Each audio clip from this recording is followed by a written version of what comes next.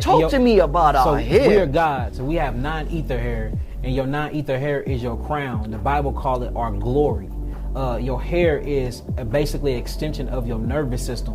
When you first born, or when you first conceived in your mother's womb, you have something called the endoderm, the ectoderm, and the endoderm. These things is what literally creates the fetus or the embryo inside of the woman's womb. Well, your hair is made from the same skin as your brain, and your brain is made from the same thing as your skin. So your hair, your skin, and your brain is all made from the same cellular tissue called the ectoderm. From there, your eyes come forth. Everything, your third eye come from these same things. So when you get into embryology and you look at holistic healing, your hair is an extension of your nervous system. So your hair is a part of your brain.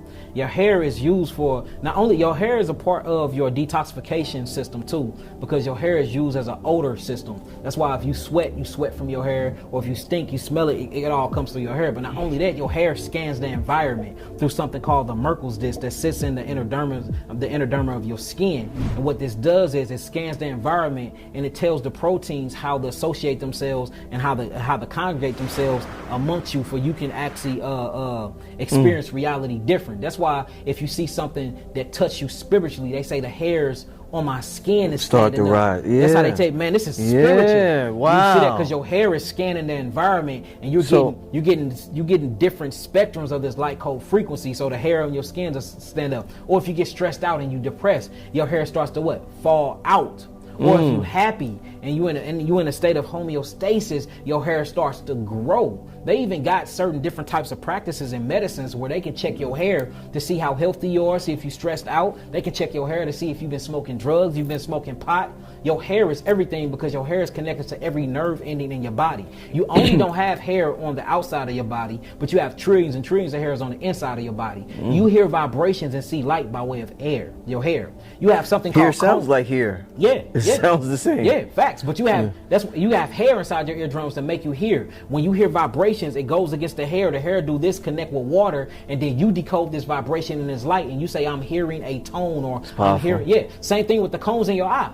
You're seeing the reflection of hair. The hair takes that image, turn it upside. What do you mean? I'm seeing the reflections of hair. What do you mean? So your hair, nerve endings. Yeah. You got these nerve endings in your eye. And inside the cones, at the end of the cones, inside your irises, you have these little fibers that you call hair. This then takes the image of way of light, and it converts that light into a picture. The picture shows upside down in the cerebellum in the back of your brain, and then it turns itself right side out, and then you see. That's your projection, but that's all by way of hair. Your tongue. You have over 1 billion hair. On your tongue? Yeah, on your tongue right now. You got hair on the top of your tongue. Guess what they call these? Taste buds. Call them taste buds is here. Hold on, to move your food through your digestive tract. That's what's moving it. Hair. They call it the micro what? Villi. Your lungs. How you breathe and filter the air in and out of your lungs. Guess what that's by? Hair. So we have hair on the outside of our body and hair on the inside of our body, because hair is connected to the nervous system. Hair is the nervous system, and hair scans the environment, and it tells you how to interact with your environment. 2 questions real quick. So are we doing a disservice by cutting our hair? I would say this. I would say yes and no. I would say yes, because your hair is an extension of your nervous system. It's connected to your dipole antennas, and this is the way you connect with the ethers. I will say no, because once you find out the true God that's within you, and once you can key and hone in on who you truly are, you realize that this is all an avatar, and you can still connect with the source without this. And the reason why I'm saying is most of your pharaohs, they didn't have hair, but they were very in tune, with the gods. Most of your Anunnakis, they didn't have hair, but they're very in tune with the celestial beings. Why is that? That's because they realize that this is a vehicle. You see that? So the reason why I asked that question, because my follow-up question to that question was going to be, a lot of the queens out here, when they go through things, and let's say they have locks or long hair, to free themselves, they cut their hair. Because hair they get rid of it. Bro, like this is past lives. Past. This is, memory. You know what I'm saying? This is 5 years ago.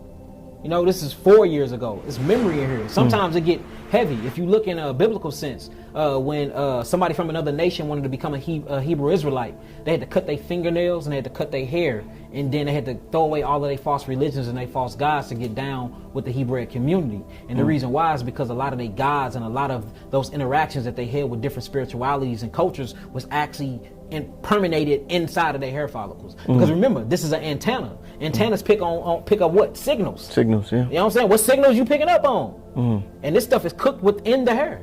So sometimes, you be free when you cut your hair. So, I mean, you still can be a guy with a bald head, but I would say keep it. But once you realize that this is just a vehicle and an avatar for you to be God in and to experience your reality, then it's like, what's the point of hair? But if you're going to say, what's the point of hair, then what's the point of a whole fucking body? Because this is nothing but a utensil for you to experience. You can be God without the body. You're already God without the body.